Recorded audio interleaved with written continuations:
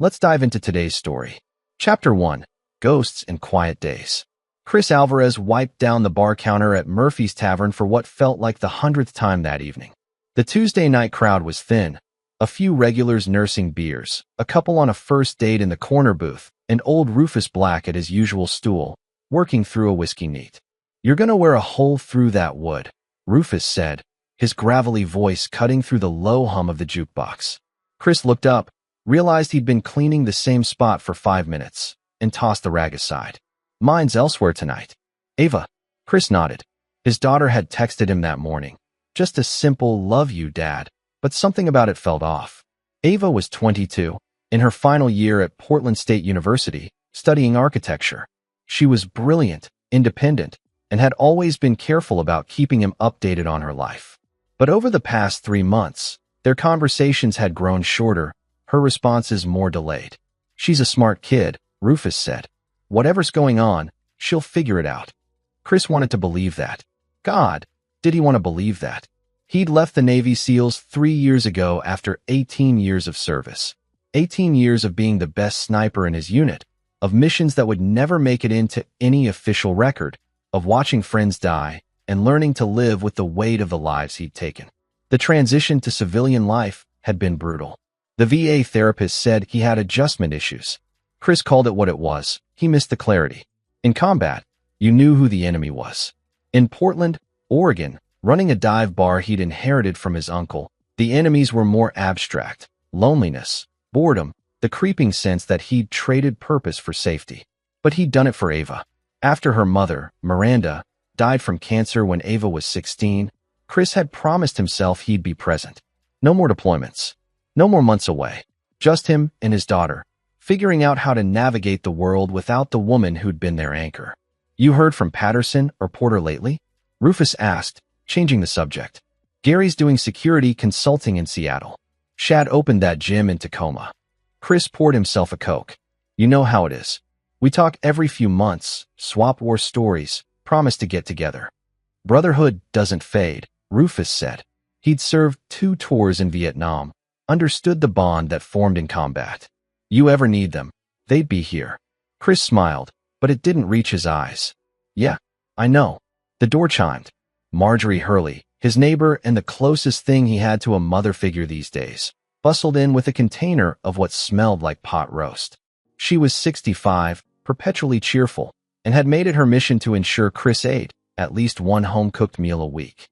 "Christopher Alvarez, you look like death warmed over," she said, setting the container on the bar. "When's the last time you slept?" "I sleep. Nightmares don't count." She gave him that look, the one that said she knew exactly what he was dealing with, even if he never talked about it. "Ava coming home for Thanksgiving. Said she might be busy. She's been seeing someone." Marjorie's eyebrows rose. "Someone serious?" "Don't know. She's been cagey about it." Chris felt that familiar knot in his stomach tighten. "I trust her judgment, but you're her father, and you want to make sure he's good enough," Marjorie finished. "Natural. When's she bringing him around?" "She hasn't offered." That was what worried him most. Chris closed the bar at midnight, sent Rufus home in an Uber, and drove to his small house in southeast Portland. The neighborhood was quiet, tree-lined, the kind of place where people knew their neighbors' names. He'd bought it after leaving the military, needed something that felt permanent after years of temporary bunks and hotel rooms. Inside, the house was dark and still. Photos lined the hallway. Ava as a toddler, Ava at her high school graduation, Ava and Miranda laughing at the beach the summer before the diagnosis. Chris paused at that last one, feeling the familiar ache. "I'm trying, Mir," he said softly to the photograph. "I'm trying to let her grow up. But something's wrong. I can feel it." His phone buzzed. A text from Ava. "Still awake?" His heart jumped. He called immediately. "Hey, Dad." Her voice sounded small, tired. "Everything okay, sweetheart?" "Yeah, just wanted to hear your voice." Chris sat down on the couch, phone pressed to his ear. "Talk to me. What's going on?" "Nothing. I'm fine. Just stressed about finals." She was lying. He'd interrogated enemy combatants, could read micro-expressions and vocal patterns like some people read books. Ava was lying, and she was scared. "Ava, I should go. I have an early class." "Love you, Dad." "Love you too, Bug." The line went dead. Chris sat in the darkness. every instinct screaming that something was wrong. But he couldn't push. Ava was an adult, and if he'd learned anything from the therapist, it was that he needed to respect boundaries, give her space to make her own mistakes. But that didn't stop the dread pooling in his gut. Chapter 2. The Breaking Point. The call came at 2:47 a.m. on a Thursday morning. Chris was awake. He was always awake at odd hours, the old habits from the service never fully dying, when his phone lit up with Ava's name. He answered before the first ring finished. "Dad." Her voice was barely a whisper, choked with tears and pain. Chris was on his feet instantly, adrenaline flooding his system. "Ava, what happened?" I need." A sob cut her off. "Are you hurt? Where are you?" His voice was calm, controlled, even as his mind raced through 1,000 scenarios. "My apartment." "Dad, I'm so sorry. I should have." Another sob. "He said it was my fault. He said I embarrassed him in front of his friends." "Who said that? Who's there with you?" "Darren. My boyfriend." "Dad, he..." Her voice dropped to a terrified whisper. "He broke my arm. He pushed me into the wall and twisted it until I heard it snap. He said if I tell anyone, if I go to the hospital, he'll kill me. He said he knows how to make it look like an accident." Chris's world narrowed to a single point of white-hot clarity. The fear, the rage, the cold tactical assessment. All of it crystallized into perfect focus. "Where is he now?" "He left. Went to his apartment. I heard him on the phone with his friends. They were laughing about." Her voice broke. "Dad, I'm scared. Listen to me carefully, Bug. I need you to pack a bag. Can you do that?" "My arm." "Use your good arm. Just essentials. I'm coming to get you right now. I'm 20 minutes away. Leave your door unlocked." "But Darren said." "Darren doesn't get to make decisions anymore." Chris was already pulling on jeans, grabbing his keys. "You're safe now. I promise you. Do you understand?" "Yes." Her voice was so small, so broken. "Dad, I'm sorry. I should have told you. It's been bad for a while." Chris felt something crack inside his chest, but his voice remained steady. "We'll talk about it later. Right now, I need you to pack and wait for me. Keep your phone on. If he comes back, you call 911 and then you call me." "Understood." "Understood. I love you, Ava. I love you too." Chris drove through the empty Portland streets like a man possessed, running red lights, pushing his truck to 70 in 35 zones. His mind was ice cold, running through scenarios. He'd dealt with hostage situations, extracted assets from enemy territory, but this was different. This was his daughter.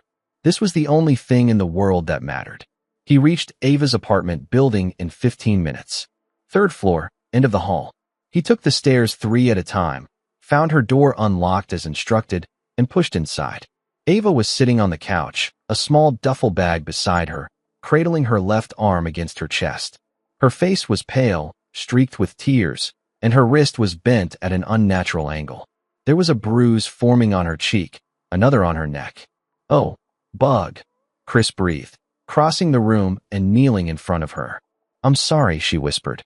"I'm so sorry, Dad. I thought I could handle it. I thought he'd change." Chris gently examined her arm without touching it.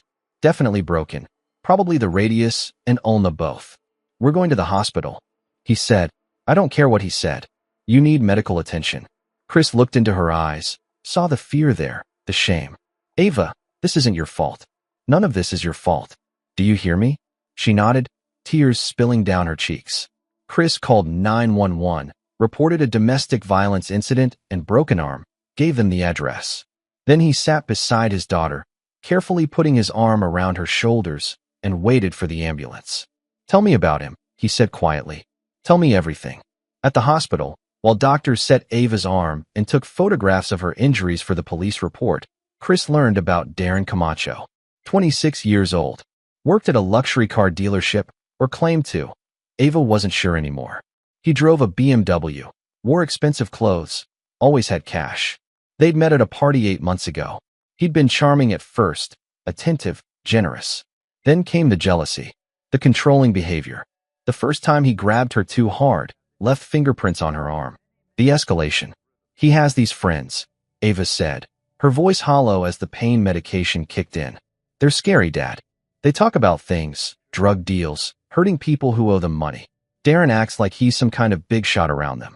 He said if I ever left him, if I ever told anyone about him, his friends would make sure I disappeared." Chris's jaw tightened. What's his address? Dad, no. Please. You can't. His address, Ava. She gave it to him, watched her father's face shift into something she'd never seen before. It wasn't anger. It was colder than that. More precise. A detective arrived. Kate Castillo, mid-40s, sharp eyes that had seen too much. She took Ava's statement, photographed the injuries, and assured her that they'd pick up Darren Camacho for questioning. How long will that take? Chris asked. Detective Castillo studied him. You're the father? I am. Military. Was. She nodded slowly. Mr. Alvarez, I understand you're angry, but the best thing you can do right now is let us handle this through proper channels. And if proper channels don't work, then they don't work. But if you take matters into your own hands, you're the one who ends up in jail. She handed him her card. Call me if you need anything. We'll be in touch about the case. After she left, Chris sat with Ava until she fell asleep, exhausted from pain and trauma. He kissed her forehead, texted Marjorie to come sit with her, and walked out into the early morning light. Then he made 3 phone calls. Rufus, it's Chris. I need that favor we talked about. Gary, it's Alvarez. Remember how you said if I ever needed anything? Well, I need something. Shad, it's Chris. You still have that contact at the DMV? I need an address confirmed. By sunrise, his old team was mobilizing. Chapter 3, Reconnaissance. They met at Chris's house at noon. For men in their 40s, each carrying the weight of combat experience and the unspoken bond of brothers who'd bled together. Rufus Black arrived first. At 48, he was the oldest, built like a bear, with hands that could crush concrete and a tactical mind that had saved their asses more times than Chris could count. He'd been their demolitions expert, the guy who could build a bomb from household materials or defuse one with steady hands and nerves of steel. Gary Patterson came next.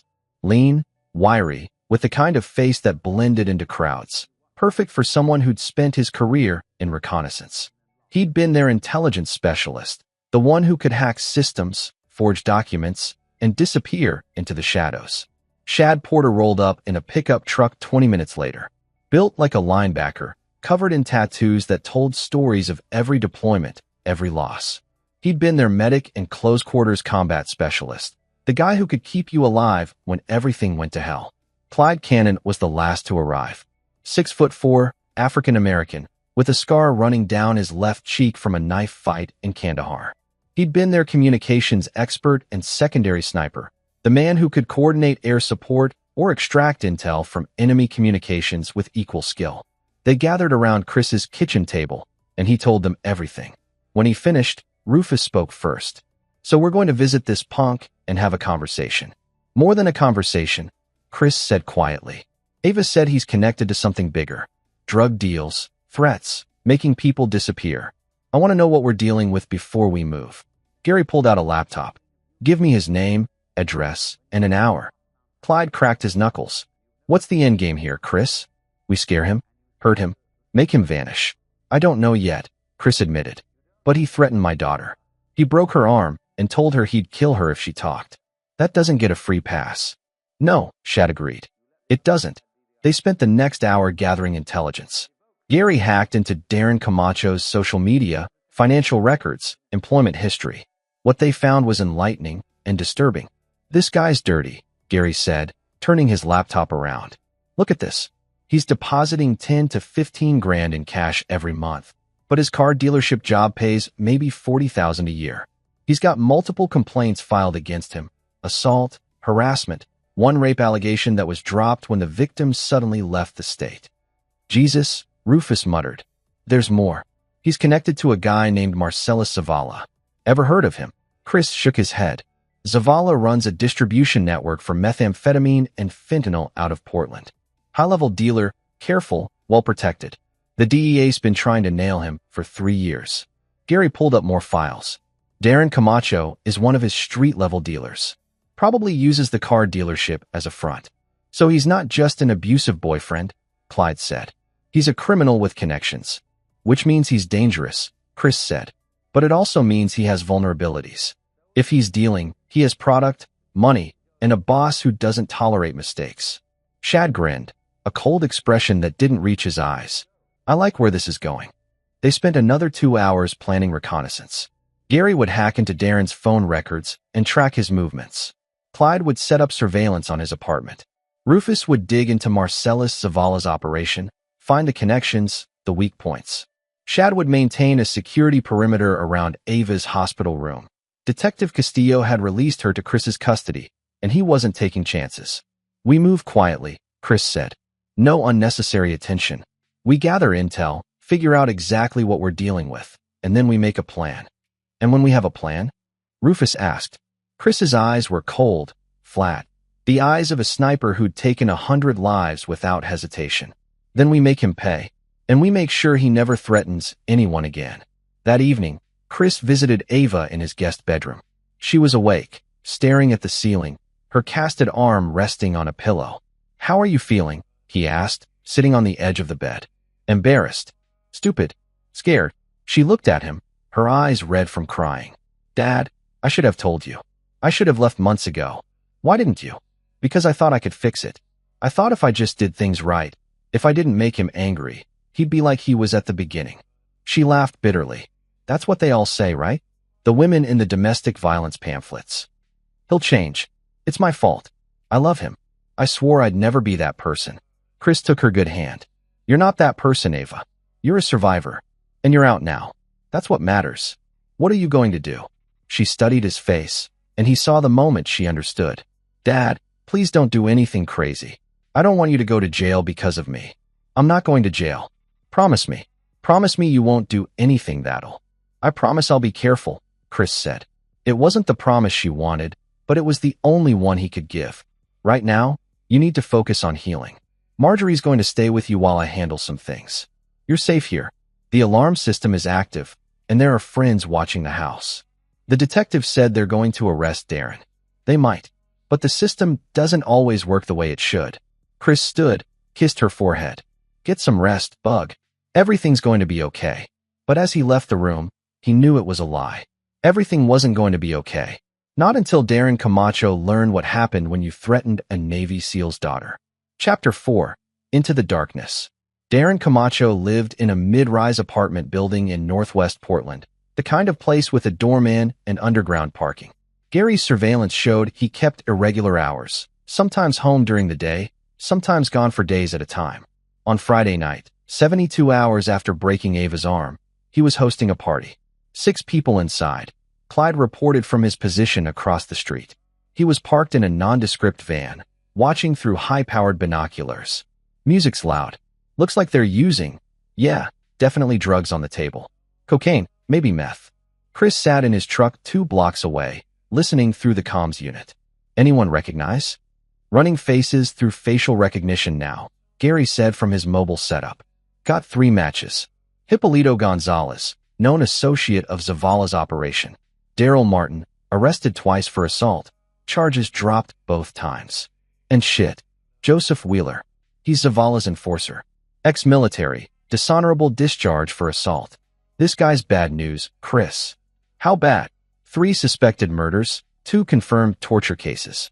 "If Wheeler's there, this isn't just a party. They're conducting business." Chris processed this. "Detective Castillo filed charges against Camacho this morning, right?" "Arrest warrant's been issued," Rufus confirmed. He was monitoring police frequencies from Chris's house. But they're treating it as low-priority domestic. Probably won't execute until Monday, which gives him time to run, intimidate Ava, or worse. Chris's jaw tightened. "We need eyes inside that apartment. Gary, can you get us building schematics?" "Already have them. Sent to your phone." Chris studied the layouts. 12th floor, corner unit, 2 exits. Fire escape accessible from the balcony. "If we wanted to get in undetected, how would we do it?" "We wouldn't," Chet said flatly. "Not with Wheeler there. That's walking into a tactical nightmare. So we wait for them to leave." They waited. At 11:30, the party broke up. 5 men left together, Darren among them, laughing and stumbling drunk. They piled into 2 cars, a BMW, Darren's, and a black Escalade. "Follow them," Chris ordered. Clyde pulled out in the van, keeping 3 car lengths back. Gary tracked their phones simultaneously. They're heading toward 82nd Avenue. That's Warehouse District. Chris felt a familiar coldness settle over him, the pre-mission calm that had sustained him through countless operations. Rufus, you still have that tracker kit? In my truck. Meet us at the warehouse district. Everyone stay on comms. And be careful. If Wheeler's as dangerous as Gary says, we don't engage unless necessary. Copy that. They followed the cars to an industrial area on the eastern edge of Portland, where abandoned warehouses and shipping containers created a maze of shadows. The BMW and Escalade pulled into a fenced lot behind a corrugated metal building marked Portland Import-Export LLC. That's a front, Gary said immediately. Company was registered 6 months ago to a shell corporation. No legitimate business activity. Chris parked a quarter-mile away, watching through night vision binoculars. The 6 men entered the warehouse through a side door. Lights flickered on inside, visible through grimy windows. I'm going closer, Chris said. Bad idea, Shad countered. Noted. Chris moved through the darkness like he'd done 1,000 times before, every sense heightened, every movement deliberate. He reached the fence, scaled it silently, and positioned himself beneath a window. Inside, he could see them clearly now. Tables covered with plastic-wrapped bricks of what had to be methamphetamine. Scales, cutting agents, packaging materials. This wasn't small-time dealing. This was distribution-level operation. Darren was counting money, his voice carrying through the cracked window. Zavala's going to be pleased. We moved 3 kilos this week alone. The college kids are buying like crazy. College kids, Joseph Wheeler said, his voice deep and menacing. Like that bitch who called the cops on you. Darren laughed. Ava? Please. She won't be a problem. I've got her terrified. And if she does talk, well. He made a throat-slitting gesture. Her dad's some washed-up bartender. Not like he can do anything. Chris's finger tightened on the windowsill. Every instinct screamed at him to burst through that door, to make Darren Camacho pay right now. But he'd learned patience in the military. Rushing led to mistakes. Mistakes led to death. What about the cop? Hippolito Gonzalez asked. Detective Castillo? She's got nothing. Ava won't testify if she knows what's good for her. And even if she does, my lawyer will drag it out for months. Darren lit a cigarette. Besides, Zavala's got a judge in his pocket. Worst case, I get probation and a restraining order. Wheeler laughed, a cold sound. You're cocky. I like it. Just make sure that girl doesn't become a problem. Zavala doesn't like loose ends. She won't be a problem, Darren promised. Chris had heard enough. He retreated silently, scaled the fence, and returned to his truck. What did you find? Rufus asked over comms. A distribution center. Millions of dollars worth of product. And confirmation that Darren's planning to come after Ava if she testifies. Chris started his engine. We're not waiting for the legal system. We're ending this now. What's the play? Clyde asked. Chris thought about it. Pieces clicking into place. Gary, I need you to access Zavala's communications. Rufus, I need that demolitions expertise. Clyde, Shad, I need you ready for a tactical insertion. We're going to dismantle Darren's life piece by piece. And we're going to make sure Zavala knows exactly who's responsible. When do we start? Shad asked. Tomorrow night. Rufus, meet me at my place. We need to build something special. On my way. As Chris drove home, his phone rang. Detective Castillo. Mr. Alvarez, I wanted to update you. We're executing the warrant on Monday morning. That's 3 days away. I know it's not ideal, but 3 days for him to run, threaten my daughter, or worse. I understand your frustration, but the system has procedures. I promise we're doing everything we can. Chris hung up without responding. The system had procedures. He had better ones. Chapter 5, Psychological Warfare. Saturday morning, Chris sat in his garage with Rufus, surrounded by electronics, burner phones, and enough equipment to outfit a small military operation. Explain this to me again, Rufus said, holding up a circuit board. It's a GPS spoofer, Gary said through the laptop speaker. He was remoting in from his place in Seattle. We attach it to Darren's car, and we can make his phone think he's anywhere we want. Pair it with the software I'm installing, and we can manipulate his messages, calls, everything. And the point is? Psychological warfare, Chris said. Darren thinks he's untouchable. We're going to make him paranoid, make him think Zavala's turned on him, make him desperate. Shad walked in carrying coffee. Desperate people make mistakes. Exactly. Chris assembled the device with practiced efficiency. Tonight, while Darren's at a club, Gary's tracked his patterns. He goes every Saturday night. We install this on his car. Then we start feeding him information that makes him think Zavala suspects him of skimming product or talking to cops. What if he runs? Clyde asked. He won't run. He's too arrogant. He'll try to prove his loyalty, which means he'll do something stupid. Chris looked at his team. And when he does, we'll be ready.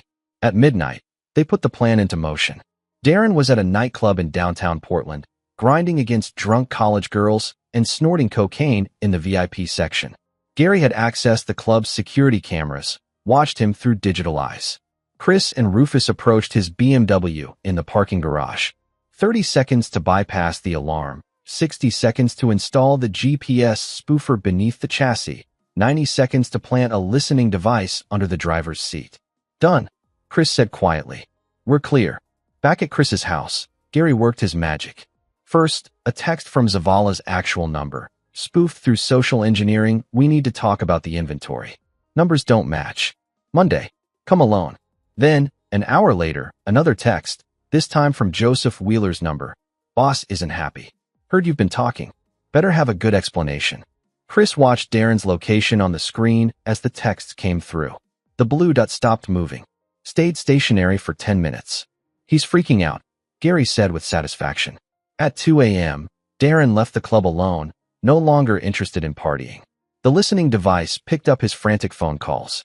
Wheeler. Man, I don't know what Zavala heard, but I'm loyal. I've never skimmed, never talked to anyone. Someone's lying to him.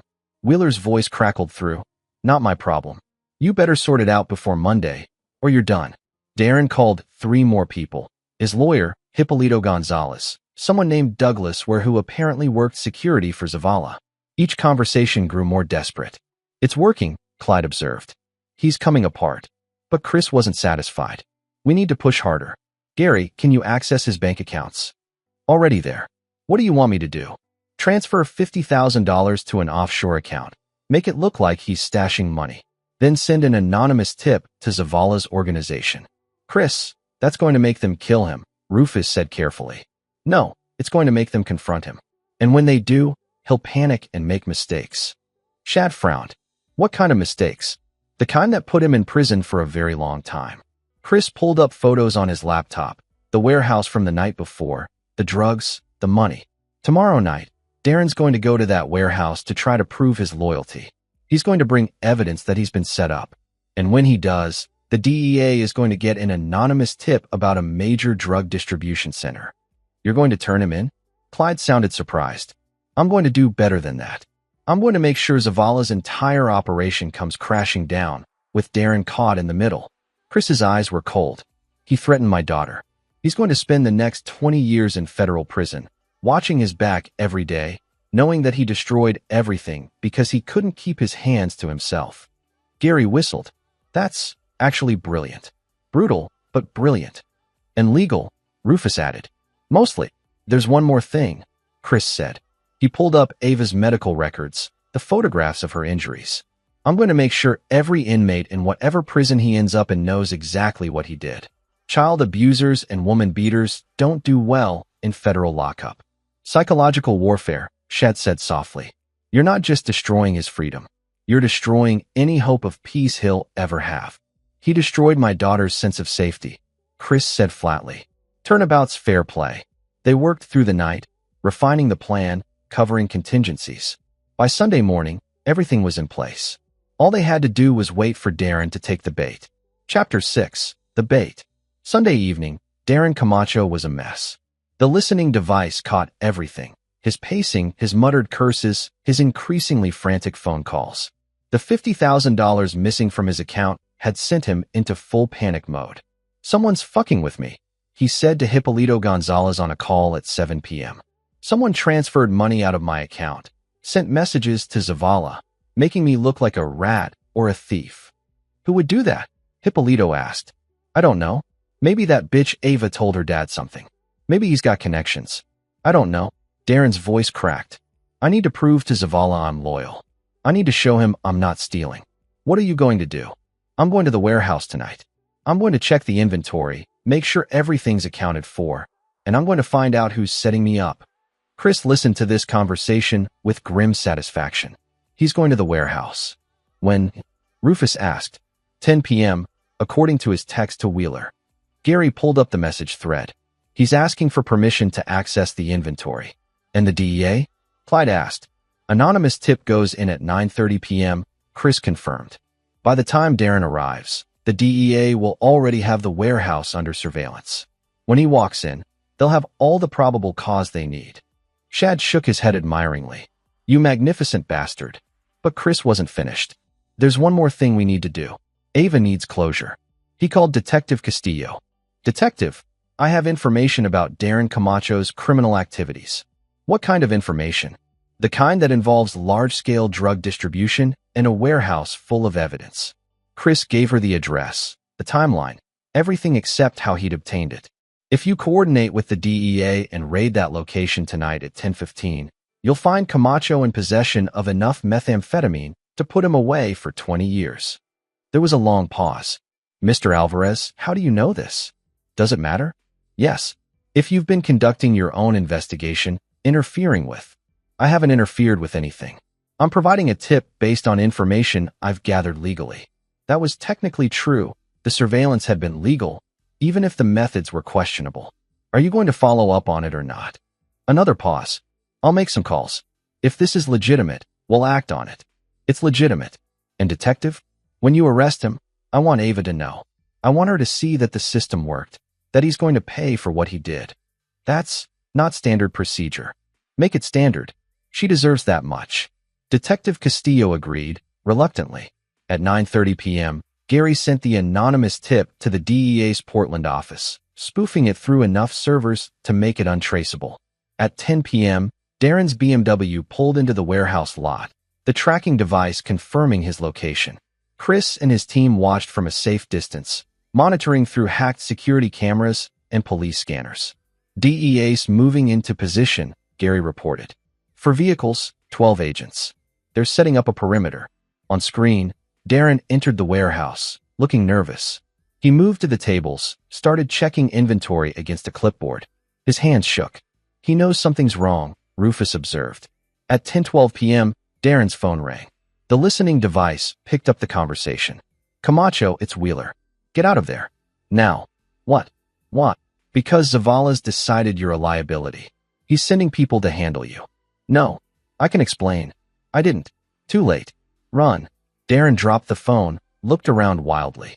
He grabbed one of the bricks of methamphetamine, as if that would somehow prove his innocence, and ran for the door. He ran straight into 6 DEA agents with guns drawn. Federal agents. On the ground, Darren froze, meth in hand, surrounded by millions of dollars in drugs and cash.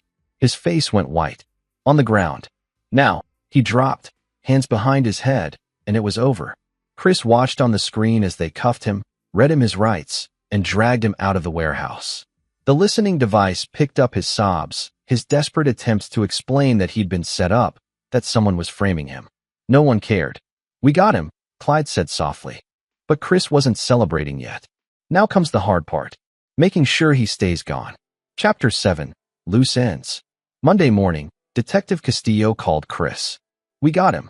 Darren Camacho is in federal custody, charged with possession with intent to distribute, trafficking, conspiracy, and about 6 other felonies. The DEA found enough evidence in that warehouse to take down Zavala's entire network. And my daughter's assault charges? Still proceeding. Between the federal charges and the state assault charges, he's looking at minimum 25 years, no parole. She paused. Mr. Alvarez, I don't know how you knew about that warehouse, and frankly, I'm not sure I want to know. But thank you. We've been trying to nail Zavala for years. What about Zavala? Is he in custody too? Not yet, but we're closing in. Camacho's already trying to make a deal. He's offering to testify against the whole organization in exchange for reduced sentencing. Will you take the deal? That's up to the prosecutors. But between you and me? Probably. His testimony could put away a dozen high-level dealers and distributors. Chris thanked her and hung up. Then he called Gary. Zavala's still out there. Find him. On it. But finding Marcellus Zavala proved more difficult than expected. The man had disappeared the moment the warehouse raid hit the news. Gary tracked him through financial records, social media, surveillance cameras, but Zavala had gone to ground. He's got resources, Gary said on a video call that evening. Safe houses, cash stashes, connections. He could be anywhere from Mexico to Canada by now. Or he could be in Portland, planning revenge, Rufus countered. If he thinks Camacho talked, if he thinks someone set up that raid, he's going to want payback. Chris felt the familiar weight of tactical assessment. He doesn't know about us. As far as he knows, Darren got sloppy and the DA got lucky. Unless Darren figures it out, Shad said. If he pieces together that someone manipulated him, he might tell Zavala about Ava. And if Zavala thinks Ava's father is responsible, the implication hung in the air. Chris's phone rang. Marjorie Hurley, her voice tight with fear. Christopher, there's a man outside your house. He's been sitting in a car across the street for the past hour. Black Escalade. Chris's blood went cold. Get Ava to the basement. Lock the door. I'm on my way. He was already moving, grabbing his old service pistol from the safe, checking the magazine. Clyde, Shad, get to my house now. We might have a problem. Copy that. 5 minutes out. Chris drove like hell, mind racing. If Zavala had connected the dots, if he'd decided to strike preemptively, then Ava was in danger. And Chris would burn the world down before he let anything happen to her. He reached his house in 10 minutes, parked 2 blocks away, and approached on foot. The black Escalade was still there, idling at the curb. Chris could see a figure in the driver's seat, another in the back. His phone buzzed. Gary. Chris, I'm tracking police chatter. There's been a shooting at Joseph Wheeler's apartment. Wheeler's dead. Single shot to the head, execution style. Zavala's cleaning house, Chris breathed. He thinks his organization's compromised, so he's eliminating anyone who might talk. Which means he might come after Ava if he thinks she started this chain of events. Chris circled around the block, approaching the Escalade from behind. He pulled out his phone, dialed 911, reported a suspicious vehicle. Then he waited. 3 minutes later, a patrol car rolled up, lights flashing.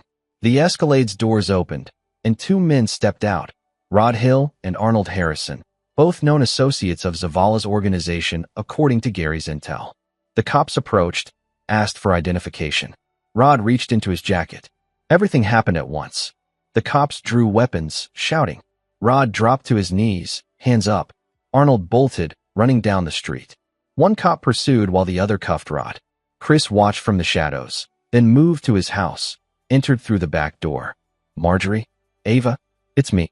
They emerged from the basement, Marjorie armed with a cast-iron skillet, Ava pale but determined. Are they gone?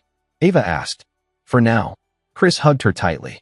But we need to move you somewhere safer until this is over. Clyde and Shad arrived moments later, followed by Rufus. They did a security sweep of the house, found nothing. What's the plan? Shad asked. Chris looked at his daughter, saw the fear in her eyes, and made a decision. We end this tonight. We find Zavala, and we make sure he can never threaten anyone again. How? Clyde asked. The guy's a ghost. Not quite, Gary said through the laptop speaker. I've been monitoring his financial accounts. He just accessed an ATM in Vancouver, Washington. 30 minutes ago. Chris felt the familiar focus sharpen. That's what, 20 miles from here. Give or take. And I've got the ATM surveillance footage. He's staying in a motel nearby. Send me the address. Chris, Rufus said carefully. If we go after Zavala, we're crossing a line. Camacho was one thing. We manipulated the system, but we stayed mostly legal. This is different. I know. Chris checked his pistol. But he sent men to my house. He's a threat to Ava, and I'm not going to sit around waiting for him to strike. We could call the police, Ava said softly. Tell them where he is. And give him time to run? No. Chris looked at his team. I'm not asking anyone to come with me. This is my fight. Rufus stood. Bullshit. We're brothers. Where you go, we go. One by one, the others agreed. Chapter 8. The Hunter Becomes the Hunted. The motel in Vancouver was a seedy place off I-5, the kind where you paid cash and didn't ask questions. Gary had identified the room, second floor, corner unit, and confirmed that Marcellus Zavala was inside, along with at least 2 bodyguards. How do you want to play this? Shad asked as they surveilled from a parking lot across the street. Chris studied the layout. We need him alive. If he dies, his organization might retaliate blindly. But if we can capture him and turn him over to the DEA with enough evidence to bury him, the whole network collapses. So this is a capture mission, Clyde said. You remember how to do those? Chris smiled grimly. Like riding a bike. They waited until 3 a.m., when the motel was quietest. Gary had looped the security cameras, giving them a 10-minute window. Rufus had assembled flashbangs from materials bought at hardware stores, not military grade, but effective enough. Chris took point, moving silently up the exterior stairs. Clyde and Shad flanked him. Rufus stayed back with a rifle, covering their exit. At the door, Chris paused, listened. Voices inside, speaking Spanish. 3 distinct speakers, maybe 4. He signaled the count to his team. 3, 2, 1. Shad kicked the door in. Rufus's flashbang flew through, detonating with a thunderous crack and blinding light.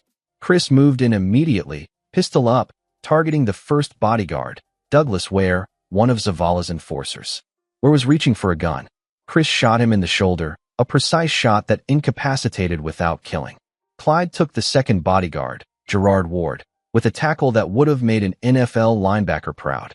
And there, in the back bedroom, was Marcellus Zavala himself. 42 years old, expensive suit, gold jewelry, and a look of utter shock on his face. "Don't move," Chris said quietly, pistol aimed at Zavala's center mass. "Hands where I can see them." Zavala raised his hand slowly.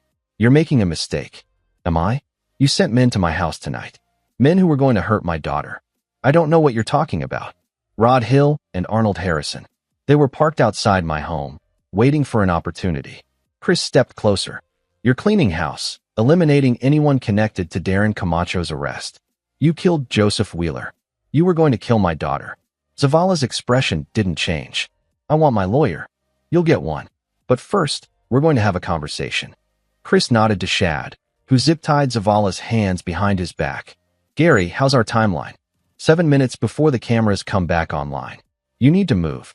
They extracted quickly, dragging Zavala and his wounded bodyguards down the stairs and into the van. Rufus drove while Chris sat in the back, pistol trained on Zavala. "Where are you taking me?" Zavala demanded. "Somewhere quiet. Somewhere we can discuss your future." They drove to an abandoned industrial building on the outskirts of Portland, one of Rufus's old salvage yards, far from prying eyes. Inside, they secured Zavala to a chair and waited for him to start talking. He didn't. For 3 hours, Marcellus Zavala maintained his silence, demanding a lawyer, insisting he had no idea what they were talking about. Then Gary called. "Chris, you need to hear this. I've been monitoring Zavala's communications, and I found something interesting. Calls between him and someone named Lyndon Bowers. Ever heard of him?" "No." "Who is he?" "Assistant District Attorney. He's been on Zavala's payroll for 2 years, feeding him information about investigations, tipping him off to raids, making cases disappear." Gary's voice was tight with anger. "He's dirty, and he's the reason Zavala stayed free for so long." Chris looked at Zavala, who had gone very still. "Is that true?" Zavala said nothing. "Here's what's going to happen," Chris said quietly. "We're going to turn you over to the DEA, along with all the evidence Gary's collected about your organization, your distribution network, and your corrupt ADA. You're going to spend the rest of your life in federal prison." "You can't prove any of this," Zavala said. "Whatever you've collected is inadmissible." "I'll walk." "Maybe. But here's the thing. I don't really care about legal proceedings anymore." Chris leaned in close. "You threatened my daughter. You sent men to my house. And now, every inmate in whatever prison you end up in is going to know that Marcellus Zavala, big bad drug lord, was taken down by a single father and his friends. Your reputation? Gone. Your organization? Dismantled. Your life? Over." For the first time, fear flickered in Zavala's eyes. "But I'll make you a deal," Chris continued. "You're going to confess. Everything. The drugs, the murders, the bribes. You're going to give the DEA everyone in your organization, including Lyndon Bowers. And in exchange, I won't leak to your competitors that you've been skimming product for years, that you've been cooperating with the DEA, that you're a rat." "That's a lie. Doesn't matter if it's true or not. In your world, the accusation alone is enough." Chris straightened. "So you have a choice. Confess and go to prison, where at least you'll be alive. Or refuse, and I'll make sure every cartel, every gang, every criminal you've ever crossed thinks you're working with the feds. How long do you think you'll last?" Zavala's face went pale. "You're bluffing. Try me." 5 minutes later, Marcellus Zavala started talking. Chapter 9. The Reckoning. The The sun was rising over Portland when Chris finally returned home. Marcellus Zavala was in DEA custody, along with recorded confessions implicating dozens of individuals in his drug distribution network. Lyndon Bowers had been arrested at his home, his computers seized, his career destroyed. The entire operation had collapsed like a house of cards. Detective Castillo called at 7 a.m. "Mr. Alvarez, I don't know what you did, and I'm not sure I want to know. But as of this morning, we've made 23 arrests connected to Zavala's organization. Darren Camacho is cooperating with prosecutors, and his testimony, combined with Zavala's, is going to put away some very dangerous people." "And my daughter?" Chris asked. "Safe. The threats against her are gone. Camacho's facing multiple life sentences, and he knows his only hope for any leniency is to cooperate fully. He won't be bothering Ava again." Chris felt something unclench in his chest. "Thank you, Detective." "No, thank you. You did what the system couldn't. Just try to stay on the right side of the law from now on, okay?" "I'll do my best." Ava was awake when he came inside, sitting at the kitchen table with Marjorie, drinking coffee. Her arm was still in a cast, but her eyes were clearer, less haunted. "It's over?" she asked. "It's over. Darren's in federal prison. Zavala's in custody. The men who were watching the house are arrested. You're safe." Ava stood, crossed to him, and hugged him with her good arm. "Thank you, Dad, for everything." Chris held his daughter, feeling tears sting his eyes. "You never have to thank me for protecting you. That's what fathers do. Not all fathers. Not like you did." She pulled back, studied his face. "What did you do? How did you make all of this happen?" "I had help from good friends. And I reminded some bad people that actions have consequences." Later that day, Chris's team gathered at Murphy's Tavern for a drink. They were exhausted, running on adrenaline and coffee, but there was a sense of satisfaction in the air. "To Ava," Rufus said, raising his glass. "May she never have to deal with another asshole like Darren Camacho." "To Ava," they echoed. "And to brotherhood," Clyde added. Proof that some bonds don't break, no matter how much time passes. They drank in comfortable silence, each man lost in his own thoughts. Gary spoke first. "So what now? Back to normal life?" "What's normal?" Chad asked. "We just took down a drug kingpin using skills we learned in the military. That's not exactly your average Tuesday." "It was necessary," Chris said quietly. "The system failed. We didn't." "The system didn't fail entirely," Detective Castillo said from the doorway. None of them had heard her enter. She walked to the bar, set her badge on the counter. "Mind if I join you?" Chris poured her a whiskey. "You here officially?" "Off the clock. I wanted to say something." She took a sip, collected her thoughts. "What you did, what all of you did, was technically illegal. The surveillance, the manipulation, the capture of Zavala. If I were doing my job properly, I'd be arresting all of you right now." The room tensed. "But," Castillo continued, "I'm also a realist. Sometimes the law isn't enough. Sometimes it takes good men willing to bend the rules to protect the innocent. You saved Ava's life. You took down a criminal organization that we've been chasing for years. And you did it without killing anyone, without causing collateral damage." She raised her glass. "So here's to plausible deniability, to justice however it comes, and to making sure Ava Alvarez never has to be afraid again." They drank to that.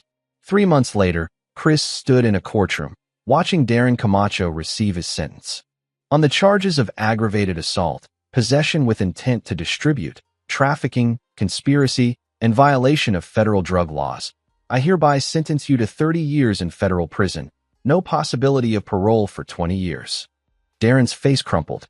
His expensive lawyer, no longer paid for by Zavala's money, had managed to get some charges reduced in exchange for testimony, but it wasn't enough.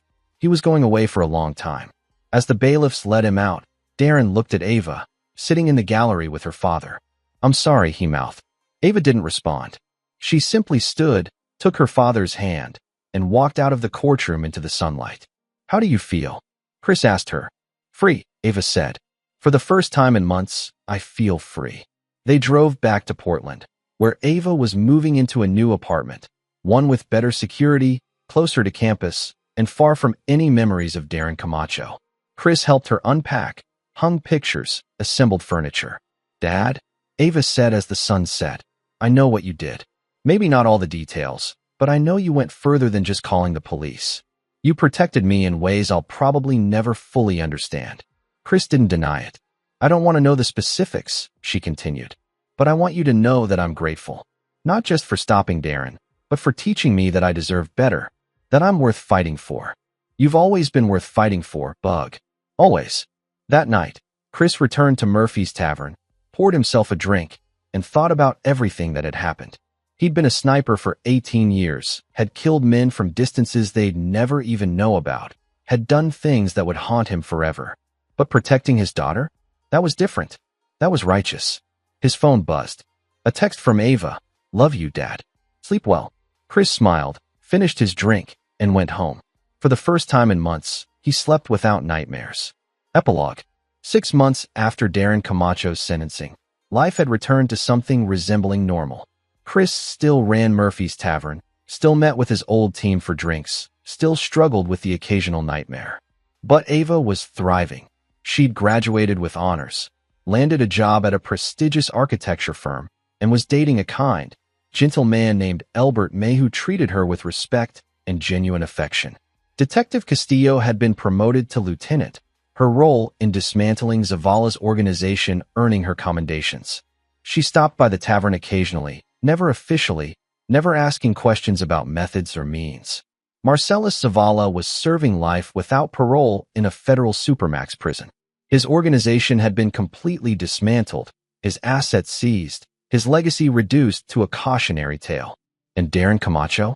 He was in a federal prison in Texas, where word had somehow spread about what he'd done to his girlfriend. Prison justice was harsh and unforgiving. Chris didn't lose sleep over any of it. One evening, as he closed the tavern, Rufus stopped by with news. Remember Lyndon Bowers, the dirty ADA? What about him? He tried to make a deal, testify against other corrupt officials in exchange for reduced sentencing. Prosecutors turned him down. He's looking at 20 years. Good. There's more. Apparently, someone leaked information to the prison population about his cooperation. He's in protective custody now, afraid of retaliation. Rufus grinned. Wonder who could have done that. Chris said nothing, but his slight smile spoke volumes.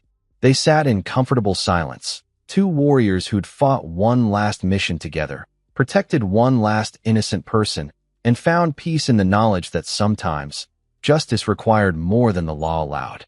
You did good, Chris, Rufus said finally. Ava's safe, the bad guys are gone, and you're still standing. That's a win in my book. Yeah, Chris agreed. It is. As Rufus left, Chris locked up the tavern and walked out into the Portland night. The city was alive with lights and sounds, people living their lives, unaware of the darkness that occasionally needed to be confronted. And that was okay. They didn't need to know. They just needed to be safe. Chris thought about his years in the military, about all the missions and operations that had defined his life. But this, protecting Ava, ensuring her future, teaching her that monsters could be defeated, this was the mission that mattered most.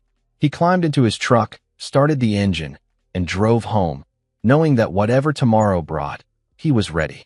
Because Chris Alvarez wasn't just a former Navy SEAL sniper. He was a father, and there was nothing more dangerous than a father protecting his child. This is where our story comes to an end. Share your thoughts in the comments section. Thanks for your time.